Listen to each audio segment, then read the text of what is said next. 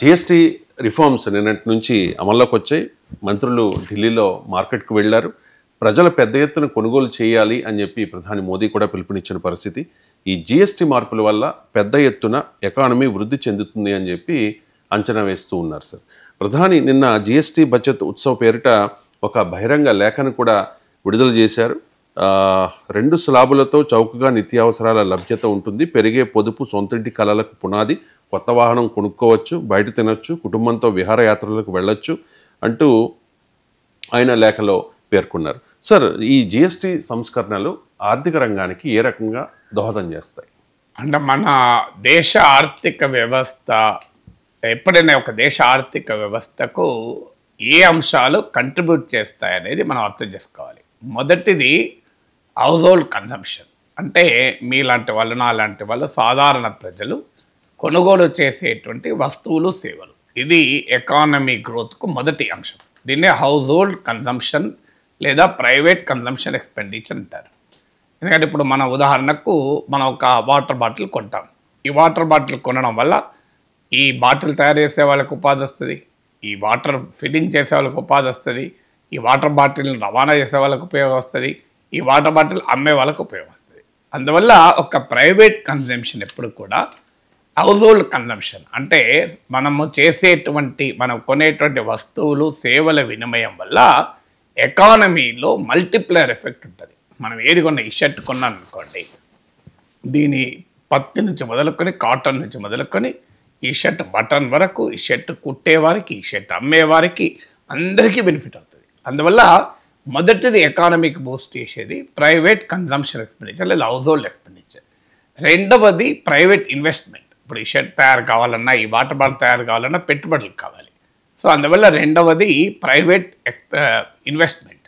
మూడవది government expenditure. ఇప్పుడు ప్రభుత్వం రోడ్లు వేస్తుంది, ఇరిగేషన్ ప్రాజెక్టులు కడుతుంది, దీని ప్రభుత్వము ఉద్యోగులకు శాలరీస్ ఇస్తుంది, ప్రభుత్వము రక్షణ కాంట్రాక్ట్లు కొంటుంది, ఇవన్నీ కూడా బిల్డింగ్లు కట్టిస్తుంది. దీన్ని గవర్నమెంట్ ఎక్స్పెండిచర్ అంటారు, గవర్నమెంట్ ఎక్స్పెండిచర్. నాలుగవది ఎక్స్పోర్ట్స్. అంటే మనం ఎగుమతులు చేయడం ద్వారా మనకు వచ్చేటువంటి ఆదాయం. సో ఉదాహరణకు ఇప్పుడు మనకు గోదావరి జిల్లాలను తీసుకుంటే రొయ్యల ఎగుమతుల వల్ల అక్కడ పెద్ద ఎత్తున ప్రజలకు, అంటే ఆ రొయ్యల ఉత్పత్తి చేసేవారికి, వ్యాపారం నుంచి మొదలుకొని సామాన్యుడి వరకు ఆ ఇన్కమ్ అనేది పర్కులేట్ అవుతుంది. ఇప్పుడు మీకు సాఫ్ట్వేర్ ఎగుమతులు అవుతాయి హైదరాబాద్ నుంచి సాఫ్ట్వేర్ ఎగుమతులు కావడం వల్ల ఇక్కడ సాఫ్ట్వేర్ ఉద్యోగాలు వస్తున్నాయి, ఇక్కడ రియల్ ఎస్టేట్ పెరుగుతోంది, ఇక్కడ రాత్రిపూట దోశ ఇడ్లీ బండ్లు పెట్టుకొని అమ్ముకునే వాళ్ళ డిమాండ్ పెరుగుతుంది, క్యాబ్స్కి డిమాండ్ పెరుగుతుంది, రెంట్ ఉండేవారు పెరుగుతుంది, మీకు పీజీలు, పేయింగ్ గెస్ట్లుగా ఉండే హాస్టల్స్ పెరుగుతున్నాయి. అంటే ఒక సాఫ్ట్వేర్ ఎగుమతి అనేది ఇన్ని రకాలైనటువంటి ఎకనామిక్ యాక్టివిటీకి బూస్టింగ్ ఇస్తుంది. అందువల్ల ఒక ఎకానమీ డెవలప్ కావాలంటే ఈ 4 అంశాలు కావాలి. ఒకటి house hold consumption expenditure, 2 private investment, 3 government expenditure, 4 exports. ఇప్పుడు ఇందులో ఒక్కొక్కటి మనము ఎకానమీలో ఏం జరుగుతుందని గమనిస్తే ప్రైవేట్ ఇన్వెస్ట్మెంట్ను బూస్ట్ చేయడానికి ప్రభుత్వము ముందుగా నిర్ణయం తీసుకొని పనిచేసింది. ఆ రోజుల్లోనే మాలాంటి వాళ్ళం నెత్తి నోరు మొత్తుకొని చెప్పాము, ఇది వర్కౌట్ అయ్యే ఎక్స్పెండిచర్ విధానం కాదు అని. కానీ ప్రభుత్వం ఏం చేసింది, ముందు ప్రైవేట్ ఇన్వెస్ట్మెంట్ను ప్రోత్సహిస్తాం అని చెప్పి పెద్ద ఎత్తున రాయితీలు ఇచ్చారు. 2019 సెప్టెంబర్లో ఫర్ ఎగ్జాంపుల్ 1,86,000 కోట్లు ఏటా బెనిఫిట్ అయ్యేలా కార్పొరేట్ ఇన్కమ్ ట్యాక్స్ను 10% తగ్గించారు. ఉదాహరణకు ప్రొడక్షన్ లింక్డ్ ఇన్సూరెన్స్ స్కీమ్ అని పెట్టి, మీరు ఉత్పత్తి చేస్తే మీకు అదనంగా డబ్బులు ఇస్తామని. దాన్ని కూడా ఎలా ఉపయోగించుకున్నారంటే యాపిల్ ఒక ఎగ్జాంపుల్. రఘురామ్ రాజన్ ఆర్టికల్ ఉంటుంది, వీడియోలు ఉంటాయి, చూడండి. యాపిల్ ఎంత మేరకు ఇక్కడికి ప్రొడక్షన్ షిఫ్ట్ చేసింది అని లెక్కేస్తే ఇక్కడ వాస్తవంగా మెటీరియల్ ఉత్పత్తి చేయదు, ఇక్కడ అసెంబ్లింగ్ చేస్తుంది. ఎంత మేరకు అసెంబ్లింగ్ వల్ల వాల్యూ అడిషన్ అవుతుందంటే ప్రభుత్వం ఇక్కడ ప్రొడ్యూస్ చేసినందుకు ఇచ్చే రాయితీకి సమానం. అంటే ఏం చేస్తుంది యాపిల్ కంపెనీ, ప్రభుత్వము ప్రొడక్షన్ లింక్డ్ ఇన్సూరెన్స్ కింద ఇచ్చేటువంటి రాయితీకి ఉపయోగించుకొని బయట వేరే దేశంలో అసెంబ్లీ చేసి ఇక్కడ చేస్తుంది. అంటే నెట్ అడిషన్ వాల్యూ ఏమీ లేదు. సో ఇలా ప్రొడక్షన్ లింక్డ్ ఇన్సూరెన్స్ స్కీమ్ కూడా ఉత్పాదకతను ఎకానమీని ముందుకు తీసుకెళ్ళలేకపోయింది. కార్పొరేట్ల సేవింగ్స్ పెద్ద ఎత్తున మిగిల్చుకున్నారు కార్పొరేట్ ఇన్కమ్ ట్యాక్స్ 10% తగ్గడం వల్ల. కానీ వాళ్ళు అది ఇన్వెస్ట్ చేయకుండా వాళ్ళ బ్యాలెన్స్ షీట్లు క్లీన్ చేసేయడానికి అప్పులు కట్టుకోవడానికి ఉపయోగించుకున్నారు. సో ఇది నేను చెప్పడం కాదు, నిర్మలా సీతారామన్ అనేకసార్లు చెప్పింది, మేము మీకు ఇన్ని రాయితీలు ఇచ్చినా మీరు ఎందుకు పెట్టుబడులు పెడతలేరు, మీరు ఎందుకు బాధ్యత లేదు మీకు, మీరు ఎకానమీలో పెట్టుబడులు పెడితే కదా వృద్ధి చెందేది అని. ఈ ఆర్థిక విధానమే తప్పని మాలాంటి వాళ్ళం గట్టిగా వాదిస్తూ వచ్చాం. ఎందుకంటే ఎకానమీలో సప్లై ఇండ్యూస్డ్ ఇన్సెంటివ్స్ ఎప్పుడు పనిచేయవు, డిమాండ్ ఇండ్యూస్డ్ ఇన్సెంటివ్స్ కావాలి. అంటే ఉత్పత్తి చేసేవాడికి రాయితీ ఇవ్వాలా, కొనేవాడికి రాయితీ ఇవ్వాలా అనేది ఎప్పుడు చర్చ ఉంటుంది. కానీ ప్రభుత్వం ఉత్పత్తి చేసేవాడికి రాయితీ ఇచ్చే విధానాన్ని అనుసరిస్తూ వచ్చింది. తాజాగా కూడా మీరు ఎంప్లాయ్మెంట్ క్రియేట్ చేస్తే మీకు డబ్బులు ఇస్తాం అని చెప్పి ఇలా రకరకాల రూపాల్లో ఉత్పత్తి చేసేవారికి ప్రైవేట్ పెట్టుబడులకు పెద్ద ఎత్తున రాయితీలు ఇచ్చారు. కానీ ఎకానమీలో కదలిక లేదు, మీకు ప్రభుత్వం ఆశించిన ఆర్థిక వృద్ధి లేదు. ఇది నిర్మలా సీతారామన్ అనేకసార్లు అసహనాన్ని వ్యక్తం చేశారు. మీరు ఇన్ని రాయితీలు ఇచ్చినా మీరు కదలం లేదు మెదలం లేదని. కానీ వాళ్ళకు అర్థం కావాల్సింది ఏంటంటే ఎకానమీ ఎప్పుడు కూడా ప్రొడక్షన్ ఇన్సెంటివ్స్ వల్ల డెవలప్ కాదు, కన్జంప్షన్ ఇన్సెంటివ్స్ వల్లనే డెవలప్ అవుతుంది. నేను క్లాసిక్గా చాలాసార్లు ఒక ఎగ్జాంపుల్ చెప్పాను. నా అనుభవం హైదరాబాద్లో రెడ్ హిల్స్లో ఫిక్కీ ఉంది, Andhra Pradesh chamber of commerce and industry. ఉమ్మడి రాష్ట్రంలో ఆంధ్రప్రదేశ్లో ఇప్పుడు తెలంగాణ అంటున్నాం. సో అక్కడ ఉమ్మడి రాష్ట్రంలో నేను ఒకసారి ఒక సెమినార్కి పిలిచాను. నేను పారిశ్రామికవేత్తల సెమినార్. అంటే ఆంధ్రప్రదేశ్ను ఆర్థికాభివృద్ధిని అనేక రేట్లు వేగవంతం చేయడం ఎలా అని. ఆ రోజుల్లో 1,00,000 కోట్ల budget first time Rajasekhara Reddy ప్రభుత్వంలో 1,00,000 కోట్ల బడ్జెట్ పెట్టి పెద్ద బూస్ట్ ఇచ్చారు. 1,00,000 కోట్ల బడ్జెట్ 1,00,000 కోట్ల బడ్జెట్ అని. ఆ బూస్ట్ ఇచ్చే క్రమంలో ఈ సెమినార్ పెట్టారు. ఈ సెమినార్ పెట్టి నన్ను కూడా పిలిచారు, ఏపీ ఎకానమీని అనేక రేట్లు ఎట్లా పెంచుడు అని. దాని ముందు పారిశ్రామికవేత్తలు మాట్లాడారు. ఒకరు వచ్చారు, మీరు మాకు ఉచితంగా ఇన్ఫ్రాస్ట్రక్చర్ క్రియేట్ చేయండి, వరల్డ్ క్లాస్ ఇన్ఫ్రాస్ట్రక్చర్ క్రియేట్ చేయండి, రోడ్లు వేయండి, వాటర్ సప్లై ఇవ్వండి, ఎలక్ట్రిక్ సప్లై ఇవ్వండి, ట్రాన్స్పోర్ట్ నెట్వర్క్ క్రియేట్ చేయండి, మేము ఇన్వెస్ట్ చేస్తాం, ఎకానమీ పెరుగుతుంది అన్నారు. రెండో వ్యక్తి వచ్చి మాకు ట్యాక్సెస్లో రాయితీలు ఇవ్వండి, మీరు అన్ని రకాల పన్నులు తగ్గించండి, పన్నులు తగ్గిస్తే మాకు మోటివేషన్ వచ్చి మేము సంపద సృష్టించి ఆ సంపదను ఇన్వెస్ట్ చేస్తామన్నారు. మూడో వాళ్ళు వచ్చి ప్రొసీజర్స్ రూల్స్ చాలా ఇబ్బందిగా ఉన్నాయి, అన్నీ పీకేయండి, స్వేచ్ఛగా మమ్మల్ని వ్యాపారం చేసుకొనివ్వండి, మేము వ్యాపారం చేస్తాం, పెట్టుబడులు పెడతాం, ఎకానమీ బాగా డెవలప్ అవుతుంది అన్నారు. నాలుగవది మమ్మల్ని అవసరమైన ఇన్పుట్స్ను, రా మెటీరియల్, మిషనరీని ఏ రకమైన దిగుమతి సుంకాలు లేకుండా ఇంపోర్ట్ చేసుకొనివ్వండి, మేము అవన్నీ ఇంపోర్ట్ చేసుకుంటాం, డెవలప్ అవుతారన్నారు. ఇవన్నీ విన్న తర్వాత నేను వెళ్ళి మీరు ఇవేవి చేసినా ఎకానమీ పెరగదు అన్నదానికి నాకు అనుభవం చెప్పారు. పైకి వస్తూ ఆ ఛాంబర్ ఆఫ్ కామర్స్ బిల్డింగ్ దగ్గర ఒక మిర్చి బండి వాళ్ళ ఉన్నాడు. రియల్గా జరిగిన ఎక్స్పీరియన్స్ ఇది, నాకు చాలాసార్లు చెప్పాను. ఆ మిర్చి బండి వాళ్ళని అడిగాను, నాకు అలవాటు ఎవరైనా కనబడితే వాళ్ళతో మాట్లాడుతూ ఉంటాను. ఎందుకంటే దానివల్ల రియల్ లైఫ్ అర్థమవుతుంది మనకు. ఇండస్ట్రియలిస్ట్లకు రియల్ లైఫ్ తెలియదు కదా. అందుకని ఒక బజ్జీ అతను అడిగాను, బాబు నువ్వు ఎంత సంపాదిస్తావు అంటే, ఇంకో రోజుకు ఇంత సంపాదిస్తావు సార్ అన్నాడు. ఎన్ని బజ్జీలు వేస్తావు అన్నాడు. రోజుకొక 300 బజ్జీలు వేస్తాను సార్ అన్నాడు.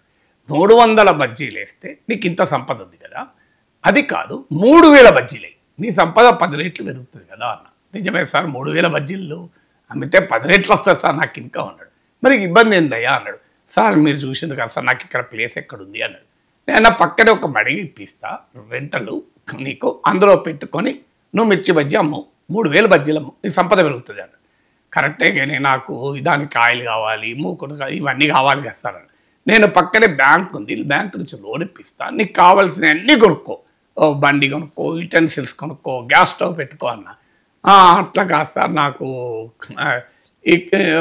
మున్సిపాలిటీ వాళ్ళు వచ్చి అబ్జెక్షన్ చెప్తాను, నేను మున్సిపాలిటీ వాళ్ళతో మాట్లాడతాను, నీకు ఎలాంటి ప్రొసీజర్స్ ఇబ్బంది లేకుండా ఏ ప్రాబ్లం లేకుండా చేస్తా అన్న. ఆఖరికి నేను ఏమన్నాడు సార్, ఇవన్నీ కాదు సార్, తినేటోడు ఉన్నాడు సార్, 3000 వేస్తే 3000 బజ్జీలు వేస్తే తినేవాడుంటే నేను తల తాకట్టు పెట్టైనా నేను 3000 బజ్జీలు వేస్తా సార్ అన్నాడు. నేను అప్పు తెచ్చైనా నేను పెట్టుబడి పెట్టుకుంటా, నేను ఇక్కడ కాకపోతే ఇంకొద్దిగా పక్కనైనా ఏమైనా కాలు మొక్కైనా నేను ప్లేస్ పెంచుకుంటా, కానీ నాకు 3,000 బజ్జీలు తినటోడు ఉండాలి కదా సార్ అన్నాడు. నేను మడిగల కూర్చుని పెడతాను, నన్ను బ్యాంక్ లోన్ ఇప్పిస్తారు, పాష్గా తయారు చేస్తారు, మంచి గ్యాస్ స్టవ్లు యుటెన్సిల్స్ కొని ఇస్తారు, క్లీన్గా అన్నీ పెడతారు, చైర్లు వేయించుతారు, కానీ బజ్జీలు తిన్నటోడు ఉండాలి కదా సార్ అన్నాడు. అంటే అర్థం ఏంటి? కొనేవాడు ఉంటే అమ్మేవాడు ఆటోమేటిక్గా వస్తాడు. ఇది simple principal of economic, demand side management అంటారు. కానీ పారిశ్రామికవేత్తలు, పెట్టుబడులు పెట్టేవారు, వ్యాపారులు దీన్ని ఒప్పుకోరు. ఎందుకు ఒప్పుకోరంటే వాళ్ళకి ఇన్సెంటివ్స్ కావాలి, ప్రజలకు కాదు ఇన్సెంటివ్స్. వాళ్ళకి ఇన్సెంటివ్స్ వస్తే దాన్ని మిగిలించుకుంటారు, లాభాలు పెంచుకుంటారు, ప్రాఫిట్ పెంచుకుంటూ ఉంటారు. సో ఈ బేసిక్ ఎగ్జాంపుల్ నేను చెప్పాను అక్కడ, ఇప్పుడు కూడా అదే ఎగ్జాంపుల్. అందువల్ల మొదటి నుంచి కూడా ఫస్ట్ ప్రైవేట్ ఇన్వెస్ట్మెంట్ని పెంచడానికి పెద్ద రాయితీలు ఇస్తూ పోయింది మోడీ ప్రభుత్వం. అది ఏమీ వర్కౌట్ కాలే. తర్వాత గవర్నమెంట్ ఎక్స్పెండిచర్ పెంచారు. ఎస్, నిజమే, క్యాపిటల్ ఎక్స్పెండిచర్ పెంచారు, రహదారులపైన ఇటువంటి వాటిపైన పెట్టే ఖర్చు పెరిగింది, కానీ అది లిమిటెడ్ ప్రభావమే ఇచ్చింది. ఇంకా ఎంతకాలం గవర్నమెంట్ ఎక్స్పెండిచర్ పెరుగుతుంది? గవర్నమెంట్ ఎక్స్పెండిచర్ పెరగాలన్నా కూడా ఎకానమీలో పెరుగుతూనే గవర్నమెంట్కు రెవెన్యూ వస్తుంది, గవర్నమెంట్ రెవెన్యూ వస్తేనే గవర్నమెంట్ ఎక్స్పెండిచర్ పెరుగుతుంది. ఎకానమీ ఒక జంప్ స్టార్ట్ కాకుండా, కిక్ స్టార్ట్ కాకుండా గవర్నమెంట్ కూడా రెవెన్యూ రాదు. గవర్నమెంట్ ఎక్స్పెండిచర్ పెంచలేదు, అందులో గవర్నమెంట్కి ఇప్పుడు ఇన్ఫ్రాస్ట్రక్చర్ పైన పెట్టే పరిస్థితి లేదు, ఎందుకంటే డిఫెన్స్ పైన 80,000 కోట్లు పెరగాలి. తర్వాత వాస్తవంగా అంతకుముందు గవర్నమెంట్ క్యాపిటల్ ఎక్స్పెండిచర్ పెంచింది, రాష్ట్రాలకు కూడా ఇంట్రెస్ట్ ఫ్రీ లోన్స్ ఇచ్చింది. మీరు కూడా ఇన్ఫ్రాస్ట్రక్చర్ పైన ఖర్చు పెడతానంటే, మీరు ఇన్ఫ్రాస్ట్రక్చర్ అంటే రోడ్లు, గ్యాస్ పైప్ లైన్లు, ఇవన్నీ ఇన్ఫ్రాస్ట్రక్చర్, సోషల్ ఇన్ఫ్రాస్ట్రక్చర్ అయితే స్కూల్ భవనాలు, హాస్పిటల్స్, మీకు ఎలక్ట్రిసిటీ పైన ఇవన్నీ దీన్నంతా ఇన్ఫ్రాస్ట్రక్చర్ అంటే మౌలిక వసతులు. రాష్ట్రాలకు కూడా ఇంట్రెస్ట్ ఫ్రీ లోన్స్ ఇచ్చారు, కానీ అదొక beyond the point government expenditure కూడా పెంచే పరిస్థితి లేదు. ఇటీవల నిర్మలా సీతారామన్ చెప్పారు కూడా, ఒకప్పట్లాగా 30-40% మేము క్యాపిటల్ ఎక్స్పెండిచర్ పెంచే పరిస్థితిలో లేము అని. అంటే గవర్నమెంట్ ఎక్స్పెండిచర్ పెరగదు, ప్రైవేట్ పెట్టుబడులు రావు. ఇక మూడోది అంటే ఎగుమతులు ఇలా ట్రంప్ పుణ్యమా అని ఎగుమతుల పైన పెద్ద ఎత్తున ప్రభావం పడుతుంది. అది అమెరికాకే కాదు, ఒక అమెరికాకే $50 బిలియన్ ఎగుమతులు దెబ్బతింటున్నాయి. అంటే 4,40,000 కోట్లు దెబ్బతింటున్నాయి. ఇలా రూపీ $1 88 రూపీస్. ఇది 1.26% ఆఫ్ ఇండియా జీడిపి. సో అందువల్ల ఒక్క అమెరికానే కాదు, వరల్డ్ అంతా కూడా ఎక్స్పోర్ట్ దెబ్బతింటున్నాయి. కాంపిటీషన్ ఇవాళ వరల్డ్ ట్రేడ్ ఎన్విరాన్మెంట్ వల్ల, ఎందుకంటే వరల్డ్ ఎకానమీలోనే ఇవాళ స్టాగ్నేషన్ పెరుగుతుంది, రిసెషన్ ఫియర్స్ ఉన్నాయి. ప్రపంచంలోనే కొనకపోతే ఎగుమతులు ఇట్లా పెరుగుతాయి. అందువల్ల ఎగుమతులకు స్కోప్ లేదు. అంటే నేను ముందు చెప్పాను మీకు, ఎకానమీకి 4 engines of growth. 1 private investment, 2 exports, 3 government expenditure, 4 house hold expenditure. ఇప్పుడు మిగిలింది ఏంటి? House hold expenditure. మీరు నా యూట్యూబ్లో వీడియోలు చూస్తే ఒక 5-6 ఏళ్ళుగా 2018 నుంచి రెగ్యులర్గా పెడుతున్నా, 100 వీడియోలు ఉంటాయి. డిమాండ్ సైడ్ పెంచండి, ప్రజల కొనుగోలు శక్తి పెంచండి. ఇండియా ఎకానమీకి అతిపెద్ద సమస్య హౌస్ హోల్డ్ ఎక్స్పెండిచర్ పెరగడం లేదు, ప్రైవేట్ కన్సంప్షన్ ఎక్స్పెండిచర్ పెరగడం లేదు, ప్రజల ఆదాయాలు పెరగడం లేదు అని. అందువల్ల ఇప్పుడు ప్రభుత్వం ఇప్పటికైనా ఆలోచించింది, ఆహ్వానించాలి. ఏంటి? ప్రజల కొనడం పెరిగితేనే ఎకానమీ పెరుగుతుంది. మనం ప్రైవేట్ వాళ్ళకి రాయితీలు ఇచ్చే పెరగవు, గవర్నమెంట్ స్పెండ్ చేస్తున్న కొద్ది లిమిటేషన్స్ ఉంటాయి, ఎగుమతుల ద్వారా ఇన్కమ్ పెరగదు. ఇక మార్గం లేదు, ప్రజలు కొనుగోలు శక్తి పెంచితేనే పెరుగుతుంది అని చెప్పి నిర్ణయానికి ప్రభుత్వం రావాల్సి వచ్చింది, ఫోర్స్ టు కమ్. మరి అప్పుడు క్వశ్చన్ వస్తే, ప్రజలు ఎక్కువ వస్తువులు ఎప్పుడు కొంటారు? 2 సందర్భాల్లో కొంటారు. 1 ప్రజల ఆదాయం పెరిగితే కొంటారు, 2 ప్రజలకు ధరలు తగ్గితే కొంటారు. వాస్తవానికి మొదటిదే ఎక్కువ కొనుగోలు శక్తి. నువ్వు ఎంత ధర తగ్గించినా ఒక బియాండ్ పాయింట్ కొనలేవు.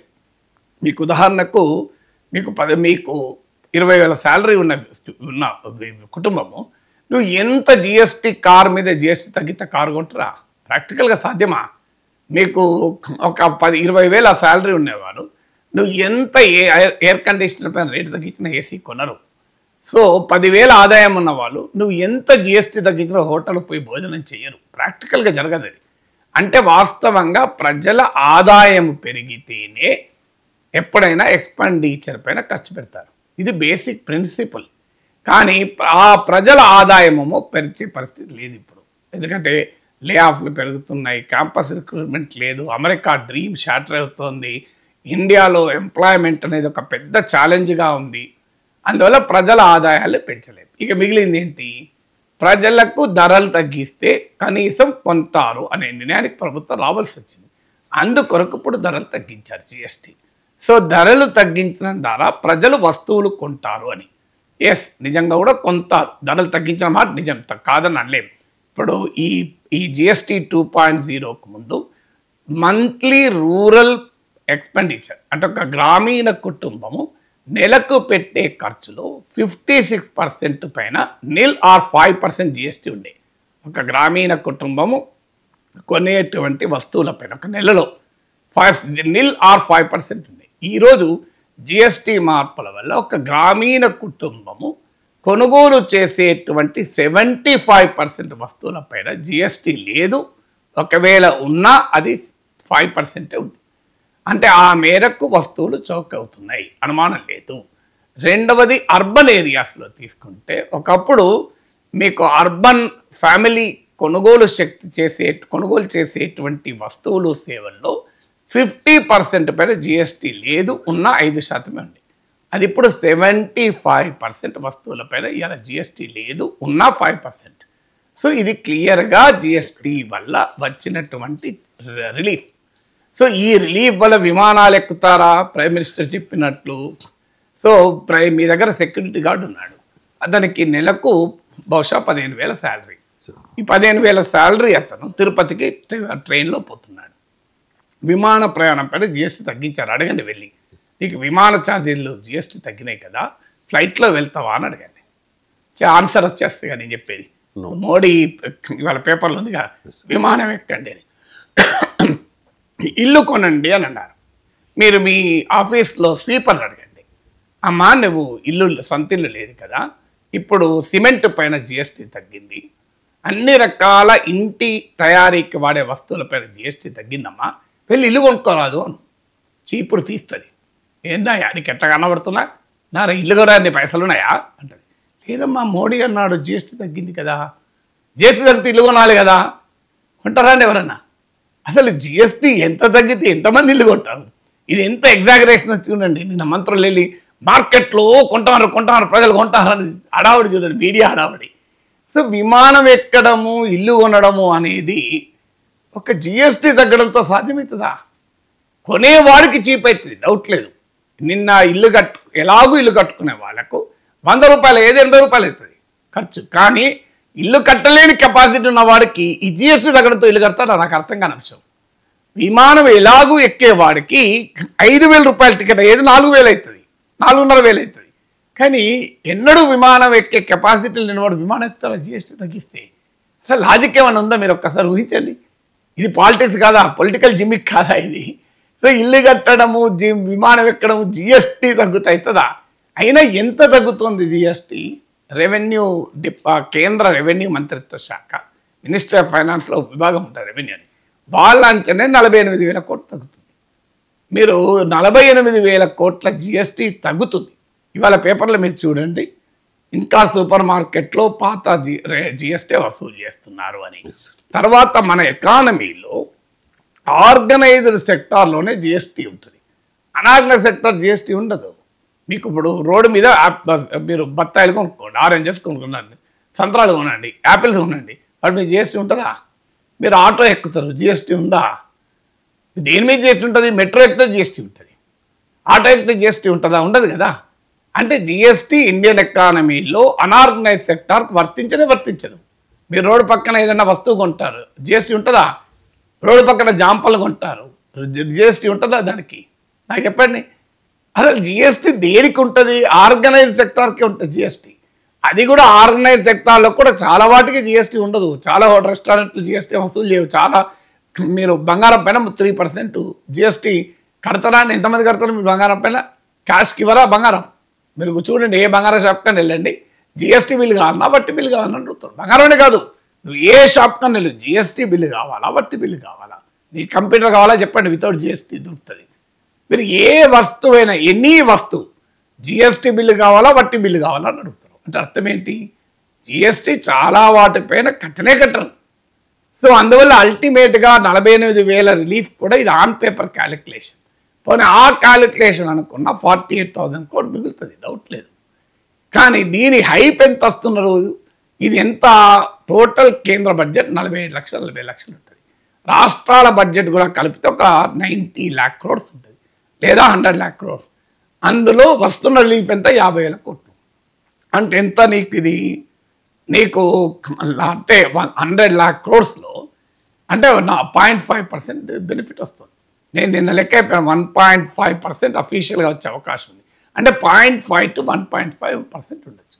దీంతో ఇక ప్రజలంతా ఇల్లు కొనడము, ప్రజలంతా విమానాలు ఎక్కడం, ప్రజలంతా కార్లు కొనేసుకోవడం అనే హైప్ ఏ రకంగా కరెక్ట్ అవుతుంది? ఎస్, ఉపయోగపడదా అంటే నేనే చెప్పాను కదా మీకు, మిగతా 3 డ్రైవర్స్ ఆఫ్ ఎకానమిక్ గ్రోత్ పనిచేయడం లేదు కనుక ఇది ఖచ్చితంగా ఉపయోగపడుతుంది కొంత.